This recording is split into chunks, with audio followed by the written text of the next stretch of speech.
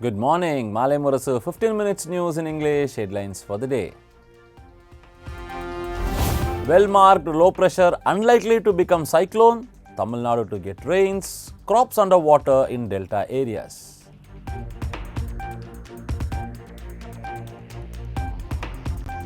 Agriculture Minister assures compensation to rain-hit farmers in delta areas.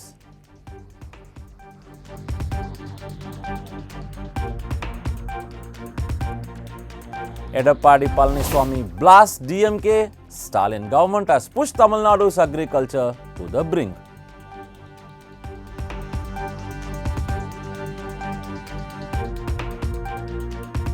It's a process. Trump says India will reduce Russian oil imports by year-end.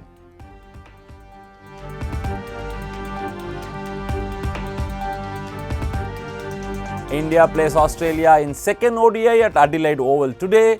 All eyes on Rohit Sharma and Virat Kohli.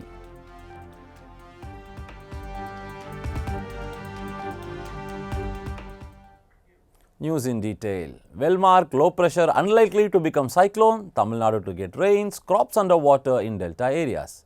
The well-marked low pressure area over the bay will intensify into a depression, promising more rains in several parts of Tamil Nadu.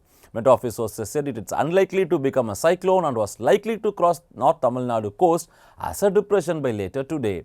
Several parts of Tamil Nadu, including the southern Kaveri Delta, North Tamil Nadu, North coastal and interior North Tamil Nadu, besides the Western Ghat region, received heavy rains.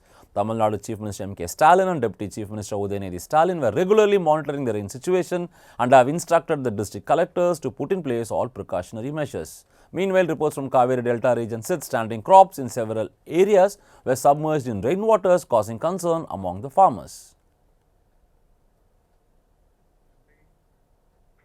Agriculture Minister assures compensation to rain-hit farmers in delta areas. Even as the monsoon rains pounding much of the state, including the delta region, State Agriculture Minister M.R.K. Selvam assured that compensation will be provided after proper assessment in delta areas. Speaking to reporters in Chennai on Wednesday, Selvam said that due to northeast monsoon, 16,000 hectares of cultivated area have been submerged. If over 33% of the crops are affected, compensation will be provided after proper assessment.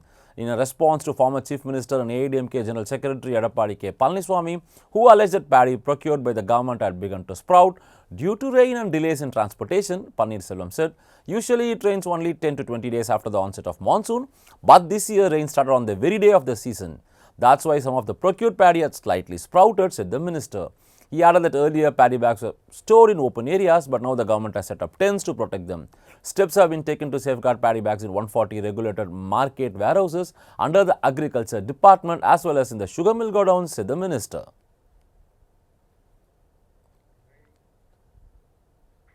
Edappadi Palaniswamy blasts DMK, says Stalin government has pushed Tamil Nadu's agriculture to the brink. AIDMK General Secretary and Opposition Leader Edappadi Palaniswamy has accused the DMK government of ruining agriculture growth and failing farmers across Tamil Nadu. In a sharp statement following his inspection of paddy fields and procurement centers in Tanjavur and Delta districts, Palaniswamy said that the state's agriculture growth rate had plunged from 4.5% in 2021 during the AIDMK regime to just 0.09% in 2024 under the DMK government. He criticized the administration for being indifferent and incompetent, alleging that paddy procurement has drastically slowed, with only 800 to 900 sacks weighed daily compared to 1,000 under the previous AIDMK rule. Edappadi Palaniswamy also accused ministers of providing false information in the assembly about procurement figures and moisture norms for harvested paddy. Highlighting the plight of delta farmers whose crops have been soaked and sprouted due to incessant rain, Palaniswamy shared incidents of families who had pawned their jewellery to fund cultivation, now being unable to sell their yield. Madras High Court questions police over Duraimurugan wealth transfer case.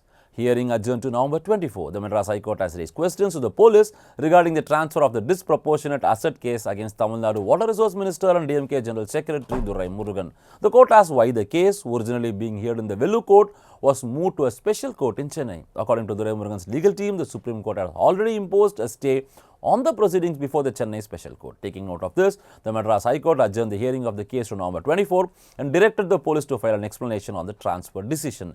The case filed by the DVAC in 2011 alleges that Durai Murugan and his wife amassed assets worth rupees 1.40 crore disproportionate to their known source of income during his tenure as PWD minister between 2006 and 2011.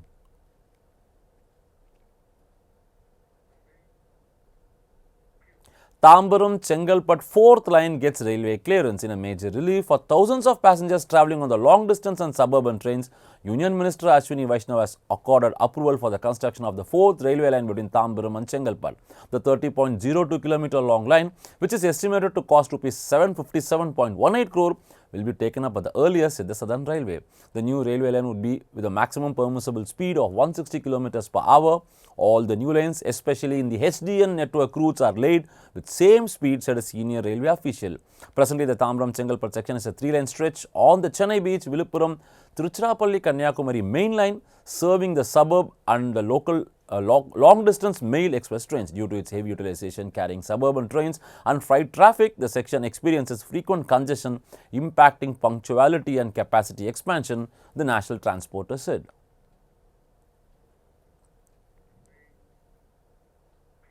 Draupadi Murmu makes history as first women president to pray at Sabrimala. President Draupadi Murmu made a historic visit to the Lord Ayyappa temple in Sabrimala on Wednesday, becoming the first women head of state to offer prayers at the renowned hilltop shrine. She is the only second president of India to visit the temple. Former President V.V. Giri had earlier visited in 1970s. At the Sannidhanam, President Murmu was formally received by the temple Tantri, Kandaruru Magesh Moganaru, with a traditional welcome, and she was also greeted by State Devasam Board Minister V.N. Vasavan.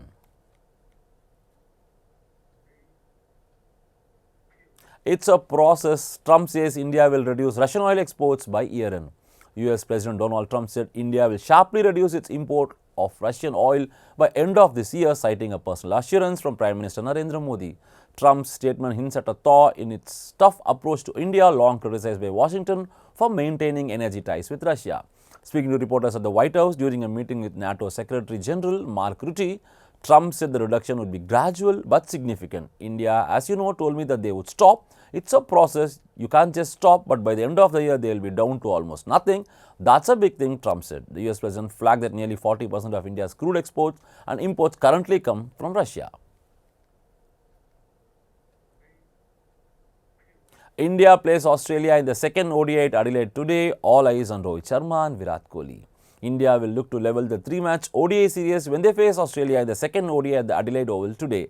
After a rain-marred first game in Perth that ended in a 7-wicket defeat, the visitors will aim for a strong comeback, with much depending on senior batters Rohit Sharma and Virat Kohli, both of whom failed to score on the opener. The pitch at the Adelaide generally offers good batting conditions, with shorter square boundaries and minimal movement for bowlers.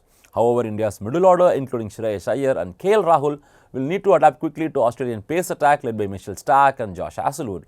With Adam Zampa and Alex Carey returning to the squad, Australia will be keen to wrap up the series early with the match today.